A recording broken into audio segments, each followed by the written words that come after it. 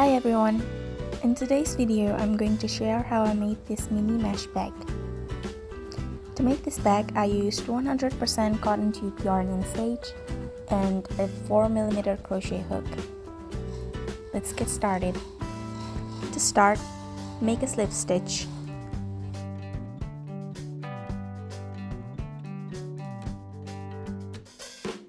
Then, we're gonna make chains as long as you want the handle to be and add 5 chains. For me, it's going to be 65 chains. Join the 65th chain and the 5th chain with a slip stitch. Make sure that the strap is not twisted.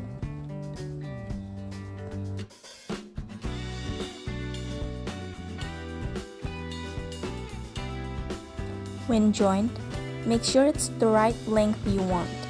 You can add or subtract before continuing with the bag. Next, we're going to make the bag body. Mine is going to be a mini bag and will only have 6 diamonds as the length, so I'm making another 6 times 9 more chains. You can adjust the size of the bag you want here. My bag is going to turn out pretty small, so I don't recommend making a smaller size if you also want it to be functional. Put a marker at the end of 54th chain. Chain another 60 chains and join to the marker. We are now at the halfway mark of the first round. To make life easier, I put markers on every 9th chain before continuing. Now on to the second half of round 1. From here on out, I suggest keeping a few markers around because we're going to mark quite a few places. For the second half of the first round, chain 8 and join to the markers 5 times.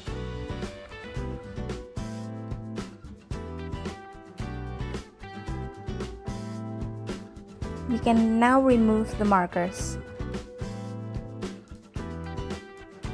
We have one more diamond to do, but we already have 5 stitches from the starting chains of the handle, so we only need to chain 4 more and slip stitch to the very first chain.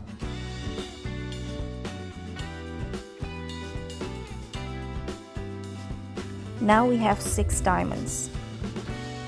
To make the second round easier, I put markers on the middle of the chains.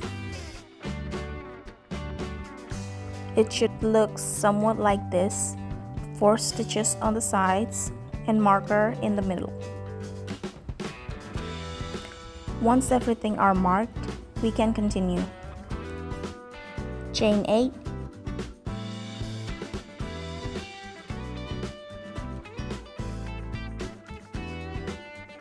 slip stitch to the 4th chain from the handle joint.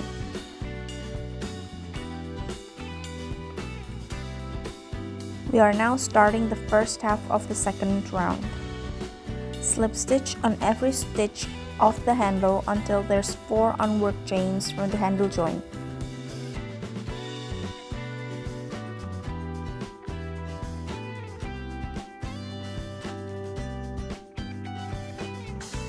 Chain 5,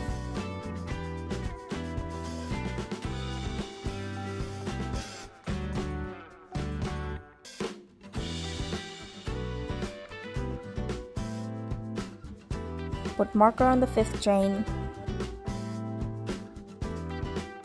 chain 3,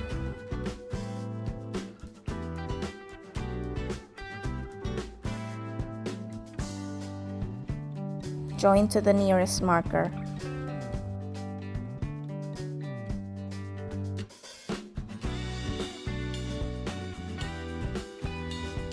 Chain 5,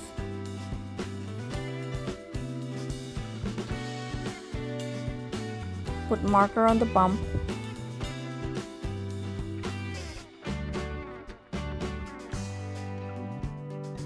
chain 3,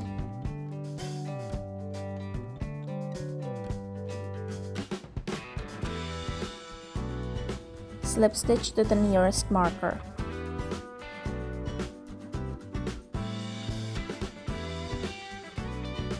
The This step is repeated until we reach the last marker before the handle.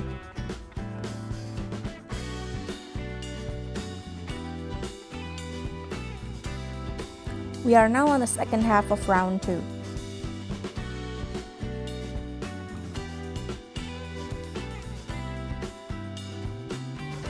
For the handle, we're going to repeat the steps from the other handle. Chain 5, mark the bump, chain 3, and join by slip stitching to the 4th stitch on the handle.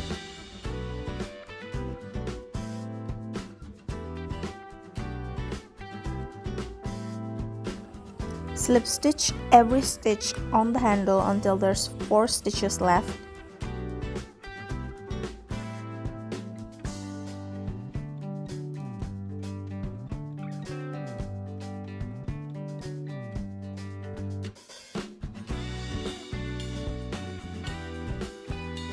Chain 5,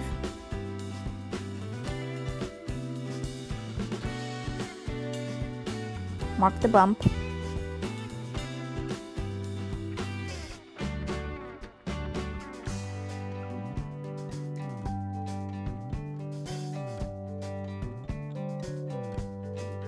chain 3, slip stitch to the next marker on the second half of round 2.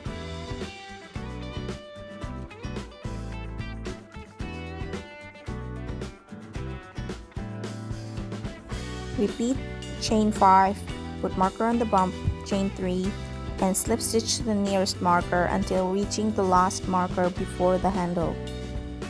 I'm just making sure I didn't make any mistakes.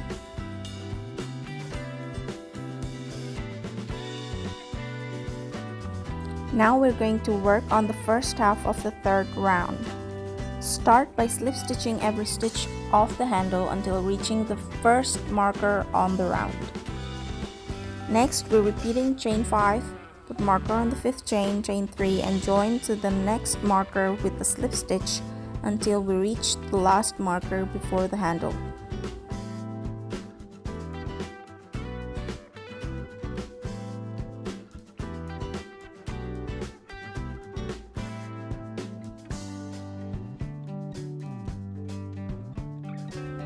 Now we've done 2.5 rounds. 1, 2.5. Repeat the same process for the second half of the 3rd round. Slip stitch all through the handle, create chains, and join to the markers.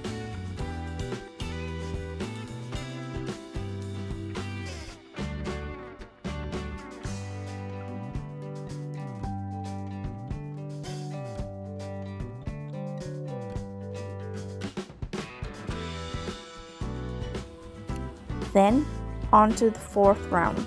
This will be my last round, but you can continue to make the bag wider. From the 4th round forward, we can basically just repeat the same process as the 3rd round. Keep in mind that the sides will be more and more narrow as we add more rounds. Now I have finished all 4 rounds, and I'm going to create a straight border throughout the sides of the bag. Instead of going through the handles, I'm going through the top opening of the bag. This part right here. Slip stitch through the top of the bag until reaching the first marker on the round.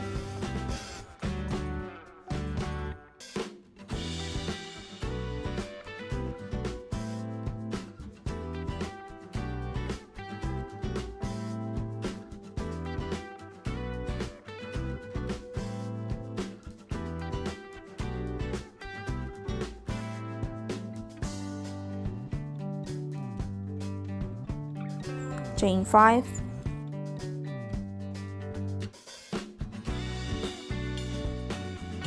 slip stitch to the next marker.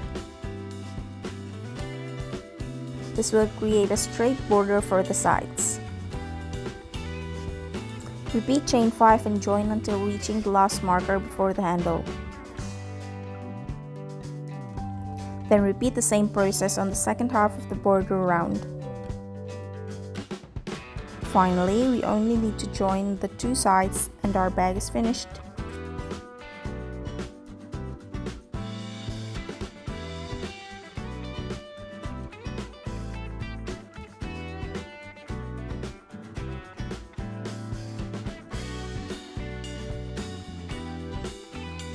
For the bottom part, I create a straight line by chaining 5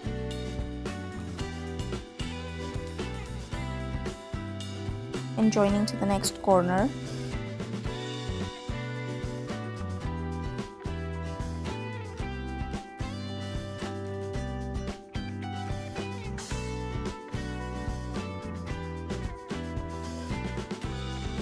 This is what it looks like after. Then join the other side together.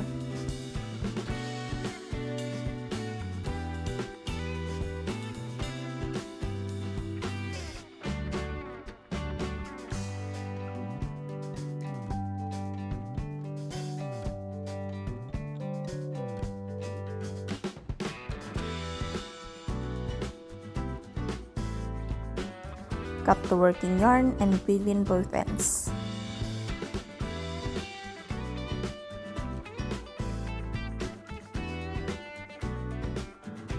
Add lining for your bag.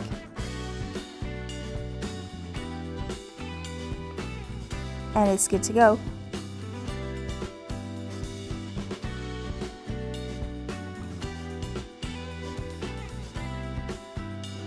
Enjoy your new mini mesh bag.